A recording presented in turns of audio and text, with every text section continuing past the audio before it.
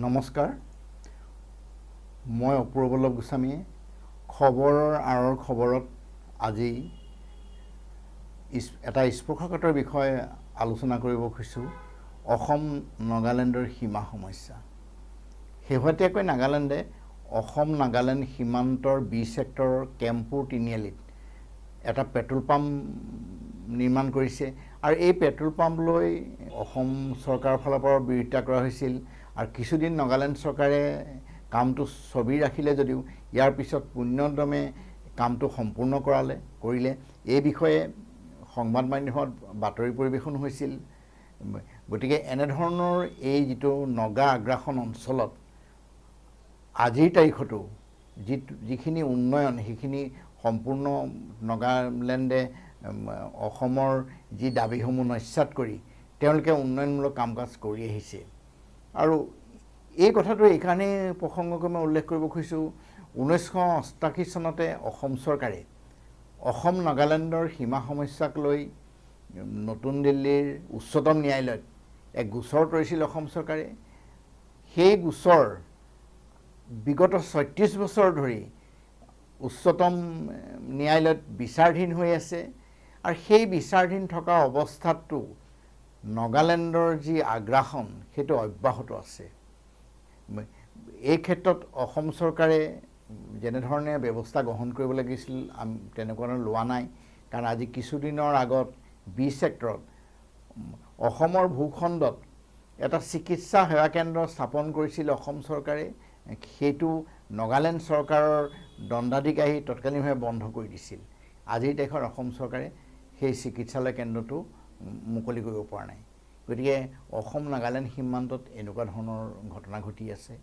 আৰু আমি এই ক্ষেত্ৰত কাৰণ এইটো ঠিক অসম নাগালেণ্ডৰ যি সীমা সমস্যা এইটো আচলতে আন্তঃৰাষ্ট্ৰীয় সীমা সমস্যা নহয়, এইখন ৰাজ্যিক এটা সীমা সমস্যা। মই ভাবোঁ এই ক্ষেত্ৰত দুয়োখন ৰাজ্যই যদি সৌহাৰ্যপূৰ্ণভাৱে আলোচনা কৰে আৰু একে সময়তে আজি সুপ্ৰিম কোৰ্টো অসম চৰকাৰে গোচৰ নিষ্পত্তিৰ বাবে যদি কিছু, কাৰণ যিহেতু নিশ্চয় উচ্চতম ন্যায়ালয়ত অসম চৰকাৰৰ অধিবক্তা আছে, তেখেতসকলে আচলতে এইখিনি আগবঢ়াব পাৰে। আৰু অসমৰ যি সম্বন্ধ এক দীঘলীয়া ইতিহাস আছে।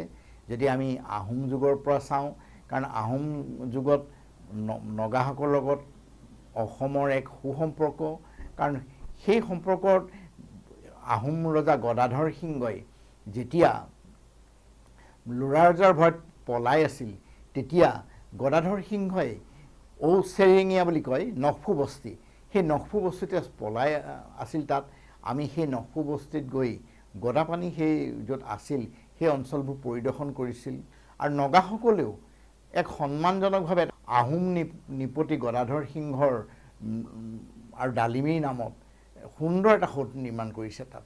গতিকে সেইকাৰণেও আমি চাওঁ যে এটা আমাৰ ভাতৃত্ববোধ আছে।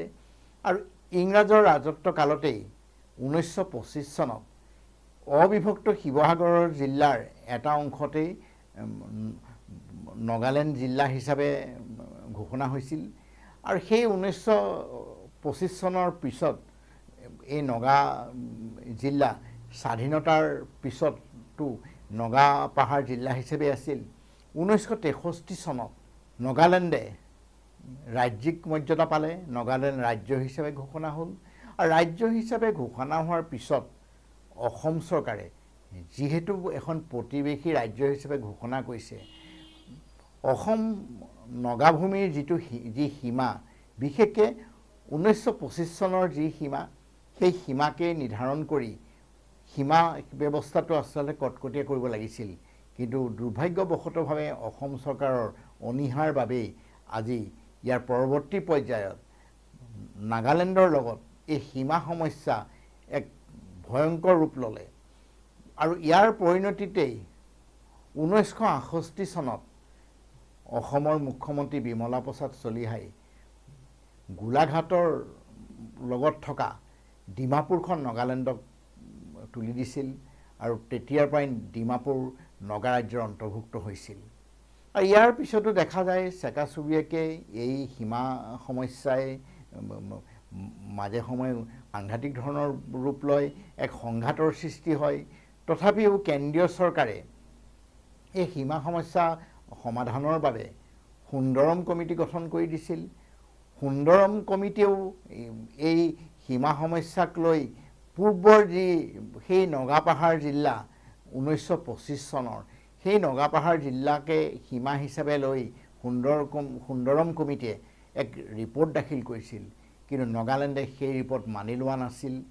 আৰু ইয়াৰ পৰৱৰ্তী পৰ্যায়তো কেইবাখনো আচলতে অন্তৰ্বৰ্তীকালীন চুক্তি হৈছিল নাগালেণ্ডৰ লগত, কাৰণ যেতিয়াই আচলতে দুইখন ৰাজ্যৰ সীমা বিবাদৰ মাজত যেতিয়া এক উত্তেজনাময় পৰিস্থিতিৰ সৃষ্টি হয়, ইয়াৰ পিছতে দেখা যায় দুইখন ৰাজ্যৰ মুখ্যমন্ত্ৰী আৰু চৰকাৰী বিষয়া উপস্থিতিত একো এখন অন্তৰ্বৰ্তীকালীন চুক্তি হয়।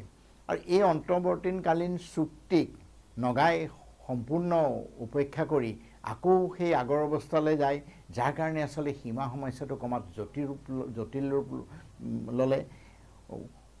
1979 চনত চুঙাজানত এক নগাৰ আক্ৰমণত বহু লোকৰ মৃত্যু ঘটিছিল, এক ভয়ানক আক্ৰমণ। আৰু এই আক্ৰমণৰ পিছত অসম নাগালেণ্ডৰ মাজত সেই একেই তেনেকৈ অন্তৰ্বৰ্তীকালীন চুক্তি হৈছিল কেন্দ্ৰ চৰকাৰৰ মধ্যস্থতাত, কিন্তু দেখা যায় এই সীমা বিবাদ নিষ্পত্তি হোৱা নাছিল। ইয়াৰ পৰৱৰ্তী পৰ্যায়ত আকৌ 1985 চনত পুনৰ মেৰাপানীত নাগালেণ্ডে এক ভয়ানক আক্ৰমণ কৰে, তাত বহু আচলতে বেটেলিয়ান নিহত হৈছিল, আহত হৈছিল।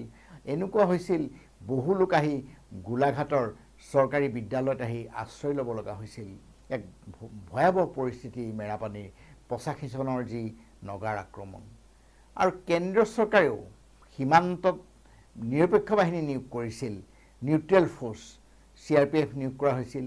আৰু এই যিটো অসম নাগালেণ্ডৰ সীমা, বিশেষকৈ এতিয়া শিৱসাগৰ জিলা, যোৰহাট জিলা, গোলাঘাট জিলা হ'ল অবিভক্ত শিৱসাগৰ জিলাৰ এটা বৃহৎ অঞ্চল, যিটো সীমামূৰীয়া অঞ্চল। যদি আমি চাওঁ ধনশিৰি মহকুমাত 3টা ছেক্টৰ কৰি দিছিল, এখন আছে মোৰ সেই সময়ৰ হেৰি, এই 6টা ছেক্টৰ বিভক্ত কৰিছিল। ধনশিৰি মহকুমাত A ছেক্টৰ, B ছেক্টৰ আৰু C ছেক্টৰ। ডিফু যিখন সংৰক্ষিত বনাঞ্চল আছিল সেইখন সম্পূৰ্ণৰূপে ধ্বংস হৈ জনাঞ্চললৈ পৰিণত হৈছিল। তাত গছ গছনি বুলিবলৈ এটা নাই বুলি ক'ব পাৰি। আৰু তাত সেই সময়তে প্ৰায় 10,000তকৈ অধিক নগালোক আহি বেদখল কৰি বসতি কৰিলেহি এই ছেক্টৰ 8। আৰু দক্ষিণ নামৰ সংৰক্ষিত বনাঞ্চল যিটো B ছেক্টৰ, ইয়াতো আহি তেনেকৈ নাগালেণ্ডে আগ্ৰাসন কৰি বহু লোক বসতি কৰে।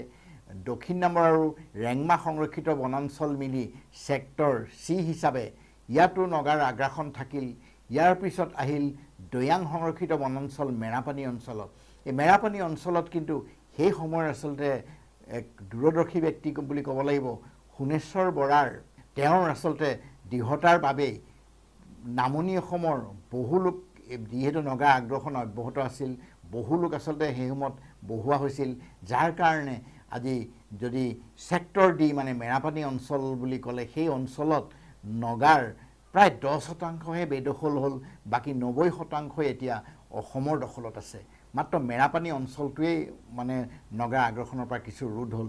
ইয়াৰ পিছত আমি চাওঁ যদি যোৰহাট জিলাৰ মৰিয়নি অঞ্চলৰ পৰা যদি চাওঁ, সেই মৰিয়নি অঞ্চলতো যদি দিছৈ বনাঞ্চলৰ কথা কওঁ বা দিছৈ ভেলী বনাঞ্চলৰ কথা কওঁ, তিৰুশিল বনাঞ্চলৰ কথা কওঁ, এই বনাঞ্চলসমূহতো বৃহৎ অঞ্চল নগাৰ আগ্ৰাসন অব্যাহত থাকিল। কেইবছৰৰ আগত দিছৈ ভেলীত নগাই অগ্ৰসৰ আহি অসমৰ ভূখণ্ড চোতাখোলাত এখন গেট নিৰ্মাণ কৰিলে। দিছৈ ভেলী ঠিক গেটৰ পিছত আকৌ অসম আৰক্ষীৰ এটা কেম্প আছে, কিন্তু এতিয়া যদি দেখা যায় দিছৈ ভেলী সেই চোতাফালা কেম্পৰ পৰাই নাগালেণ্ডে তেওঁলোকৰ বুলি দাবী কৰে। গতিকে এনেকুৱা ধৰণৰ আচলতে এক পৰিস্থিতি হ'ল। আৰু ইয়াৰ পিছত শিৱসাগৰ অঞ্চললৈ যাওঁ, শিৱসাগৰ অঞ্চলতো সেই একেই নগাৰ আগ্ৰাসন থাকিল। শিৱসাগৰ চৰাইদেউলৈকে যদি শিৱসাগৰ গেলেকীৰ কথা কওঁ, অভয়াপুৰীৰ কথা কওঁ, সেই অঞ্চলবোৰত নগাৰ আগ্ৰাসন থাকিল। চেকাচুৰিয়াকৈ নগাৰ ঠিক সীমান্তত আগ্ৰাসন চলি থাকিল গতিকে এই যিটো আচলতে ছেক্টৰ ই আৰু এফ সেই ছেক্টৰ ই এফত নিৰাপত্তা দায়িত্বত অসম আৰক্ষীৰ বেটেলিয়নক নিয়োগ কৰা হৈছিল আৰু যিহেতু এই 4 ছেক্টৰ স্পৰ্শকাতৰ ABCD এই ABCD চাৰিটা ছেক্টৰতে নিৰাপক্ষ বাহিনী হিচাপে CRPFৰ ছেক্টৰ ডি আৰু চি গোলাঘাটত থকা 142 CRPF বাহিনীয়ে তেওঁলোকৰ তত্ত্বাৱধান থাকে আৰু যিটো A আৰু B ছেক্টৰ সেইটো বোকাজানস্থ যিটো 155 CRPF বাহিনীৰ অধীনত থাকে প্ৰত্যেক ছেক্টৰতে বিঅপি আছে ABCEFলৈকে আৰু এই বিঅপিসমূহত নিৰপেক্ষ বাহিনীয়ে চোৱা চিতা কৰে 95 চনৰ কথা অসম চৰকাৰৰ এজন IS বিষয়া তেখেত এজন দক্ষ বিষয়া আছিল তেখেতে এই উত্তৰ পূৰ্বাঞ্চলৰ বিশেষকৈ অসমৰ পৰাই আজি অৰুণাচল হ'ল নাগালেণ্ড হ'ল মণিপুৰ হ'ল মেঘালয় হ'ল এই বিভিন্ন প্ৰান্তত আমাৰ যি মিজোৰাম এই সীমা সমস্যাৰ ওপৰত তেখেতে এখন তথ্যভিত্তিক আৰু এই সীমা সমস্যা কেনেধৰণে সমাধান কৰিব পাৰি তাক লৈ আচলতে এখন সুন্দৰ কিতাপ তেখেতে লিখিছিল এখন দ্য ট্ৰাবল বৰ্ডাৰ বুলি গতিকে এই ট্ৰাবল বৰ্ডাৰত বৰ্তমান অসমৰ প্ৰতিবেশী ৰাজ্যসমূহৰ এই সীমা সমস্যা লৈ সুন্দৰভাৱে বৰ্ণনা কৰিছে তেখেতে চেপ্টাৰ 1ত অসম নাগালেণ্ড বৰ্ডাৰৰ কথা লিখিছে চেপ্টাৰ 2ত অসম অৰুণাচল বৰ্ডাৰৰ কথা লিখিছে ইয়াৰ পিছত অসম মেঘালয় বৰ্ডাৰৰ কথা উল্লেখ আছে অসম মিজোৰাম বৰ্ডাৰৰ কথা উল্লেখ আছে গতিকে এই IS বিষয়াগৰাকীয়ে সুন্দৰভাৱে আচলতে এই সীমা সমস্যাটোক লৈ তেখেতে এই কিতাপ গ্ৰন্থখন প্ৰকাশ কৰিছিল আৰু আমি এইটোৱে বিচাৰোঁ অসম চৰকাৰেও হয় এটা সাবজুডিস মেটাৰ হৈ আছে এতিয়া তথাপিতো এই সীমা সমস্যাটোক লৈ মই ভাবোঁ এটা গুৰুত্ব দিয়াটো উচিত কিন্তু আজিৰ তাৰিখত আমি দেখা পাওঁ যেতিয়াই সীমান্তত উত্তেজনাময় পৰিস্থিতি সৃষ্টি হয় তেতিয়াই আচলতে সীমান্তত অসম চৰকাৰৰ কিছু প্ৰতিনিধি আহে আহি তেওঁলোকে এটাই মুখত ওলাই যে আমি 1 ইঞ্চি মাটিও নগাকে এৰি নিদিওঁ কিন্তু ইয়াত এনেকুৱা এটা পৰ্যায় পালেগৈ হাজাৰ হাজাৰ হেক্টৰ ভূমি আজি নাগালেণ্ডৰ কবলত গতিকে আমি এটাই ভাবোঁ যে দুইখন ৰাজ্যৰ যেহেতু কেন্দ্ৰত বিজেপি চৰকাৰ অসমত বিজেপি চৰকাৰ ডবল ইঞ্জিনৰ চৰকাৰ বুলি দাবী কৰে কিন্তু আজিৰ তাৰিখত আমি দেখিছোঁ এই ডবল ইঞ্জিনৰ চৰকাৰখনে যেনেধৰণে এই সীমা সমস্যাটোলৈ গুৰুত্ব দিব লাগিছিল আজিৰ তাৰিখত আমি দেখা নাই কাৰণ এইটো ঠিক আজি চৰকাৰে কিছু ক্ষেত্ৰত বিশেষকৈ আমাৰ সীমান্তৰ দায়িত্বত আমাৰ গোলাঘাট জিলাৰে বোকাখাত সমষ্টিৰ বিধায়ক অতুল বৰা ডাঙৰীয়া আছে তেখেতে বিভিন্ন প্ৰান্তত আমি দেখিছোঁ মেঘালয় মিজোৰাম বিভিন্ন প্ৰান্তত গৈ তেখেতে এই সীমা বিবাদৰ ওপৰত আলোচনা কৰিছে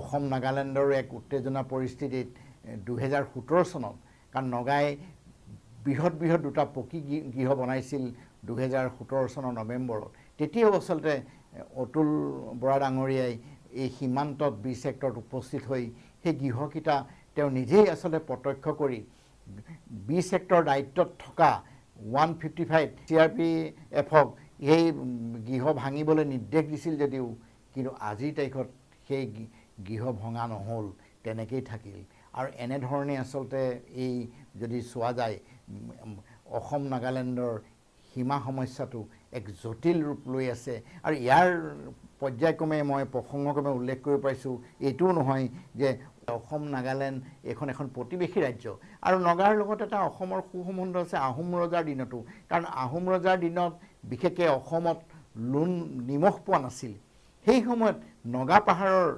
মহঙত অসমীয়া আৰু নগাই মিলি নিমখ উৎপাদন কৰিছিল এইবোৰ আচলতে বুৰঞ্জীত উল্লেখ আছে গতিকে এটা এনেকুৱা সম্বন্ধ আছে আমি ভাবোঁ এইটো আচলতে সৌহাৰ্যপূৰ্ণ এটা আলোচনাৰে কাৰণ আমি সীমা সমস্যাটো সমাধান কৰিব বিচাৰোঁ আৰু সীমা সমস্যা সমাধানৰ বাবে কেন্দ্ৰীয় চৰকাৰে মই যিটো ক'লোঁ সুন্দৰম কমিটিৰ যি আয়োগ দিছিল ঠিক 85 চনতো শাস্তি কমিটি গঠন কৰি দিছিল অসম কেন্দ্ৰীয় চৰকাৰে। সেই শাস্তি কমিটিৰ প্ৰতিবেদনটো এই যিটো সুন্দৰম কমিটিৰ প্ৰতিবেদনৰ নিচিনাই আছিল, কিন্তু নগাই সেইটো অগ্ৰাহ্য কৰিলে। আৰু ইয়াৰ পৰৱৰ্তী পৰ্যায়ত দেখা গ'ল 1988 চনত সেই সময়ত অগপ চৰকাৰৰ প্ৰফুল্ল মহন্তৰ নেতৃত্বাধীন চৰকাৰৰ দিনতে নগাই এই ছেক্টৰত নিউলেণ্ড নামৰ প্ৰথম মহকুমা স্থাপন কৰিছিল। গতিকে সেই মহকুমা স্থাপনৰ পিছতেই অসম চৰকাৰে 1988 চনত 0288 এটা নম্বৰৰ উচ্চতম ন্যায়ালয়ত এটা গোচৰ তৰিছিল।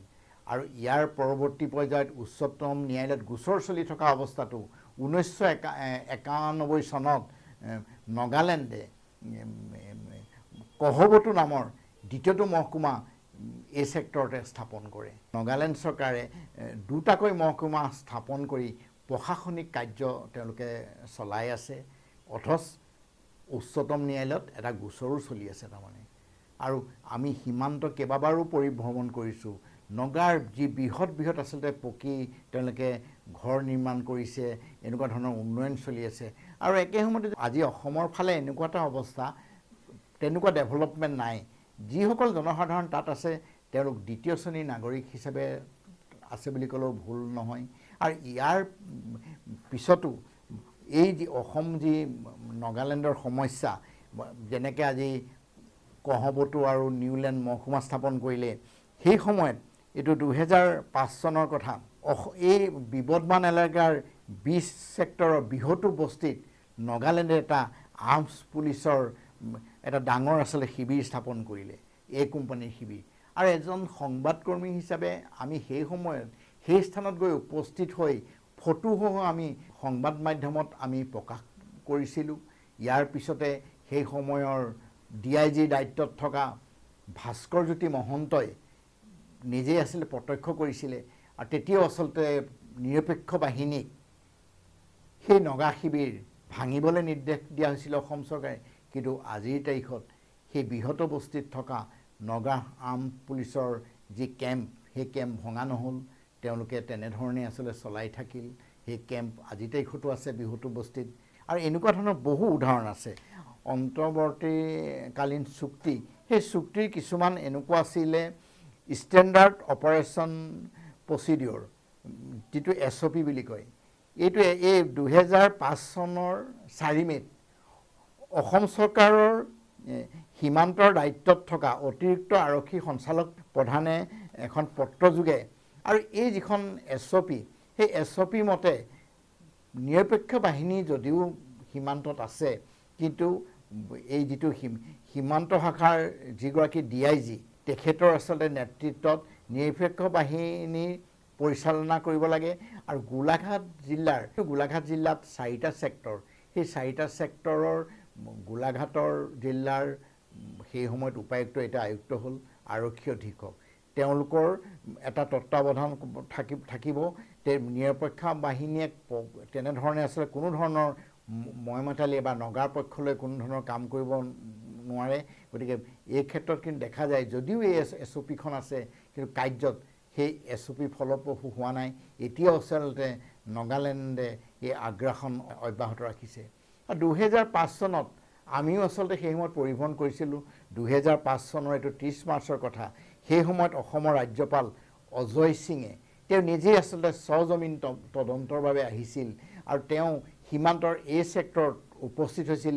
এক বৃহৎ এটা কনভয়, প্ৰায় 40খনমান গাড়ীয়ে গৈ এই ছেক্টৰত যেতিয়া তেওঁ নগা লোকৰ বৃহৎ ডাঙৰ ঘৰ দেখি তেওঁ আচম্বিত হৈছিল।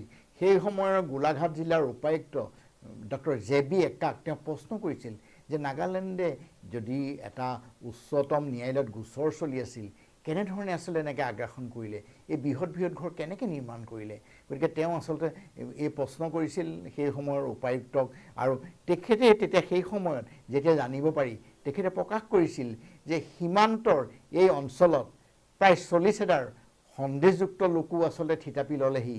তে এইটো আচলতে কেনেকৈ সম্ভৱ হ'ল, সেইটো আচলতে তেখেতে এটা আশ্চৰ্য প্ৰকাশ কৰিছিল। গতিকে সীমান্তত আজি এই গোলাঘাট জিলাৰ 4টা ছেক্টৰতে এনেকুৱা ধৰণৰ আগ্ৰাসন আছে, সন্দেহযুক্ত বাংলাদেশীৰ, কাৰণ এইটো লৈ পেলাই এই সন্দেহযুক্ত বাংলাদেশীৰ আগ্ৰাসনক লৈ এই ডি ছেক্টৰৰ মেৰাপানী অঞ্চলত এজন আৰক্ষীৰ SI পৰ্যায়ৰ এজন বিষয়াক গোলাঘাটৰ আৰক্ষী অধীক্ষকে নিলম্বিত কৰিব হৈছিল।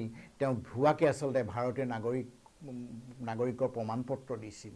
গতিকে এনেকুৱা ধৰণৰ ঘটনা এই গোলাঘাট জিলাৰ অসম নাগালেণ্ড সীমান্তত ঘটিছে।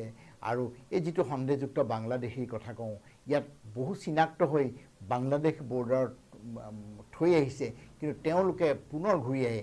এনেকুৱা এগৰাকী মহিলা 3 বাৰ আচলতে অসম আৰক্ষীৰ হাতত গ্ৰেপ্তাৰ হৈছিল। গতিকে এইবোৰ ঘটনা লিপিবদ্ধ আছে। আমিও আমাৰ এখন গ্ৰন্থ মোৰ কলমৰ স্বপ্নীল দাঁতত আমি এইবোৰ উল্লেখ কৰিছিলোঁ। গতিকে এই অসম নাগালেণ্ডৰ যিটো স্পৰ্শকাতৰ অঞ্চল, এই অঞ্চলটোৰ প্ৰতি অসম চৰকাৰে যদি মনোযোগ নিদিয়ে অনাগত দিনত, কাৰণ শেহতীয়া যিটো হৈছিল সীমান্তৰ বি ছেক্টৰত 2014 চনৰ 12 আগষ্টত, সেই সময়তো নগা দুৰ্বৃত্তই প্ৰায় 16খন গাঁও জ্বলাই ভস্মীভূত কৰিছিল। 17জনতকৈ অধিক লোকৰ মৃত্যু ঘটিছিল সেই সময়ত।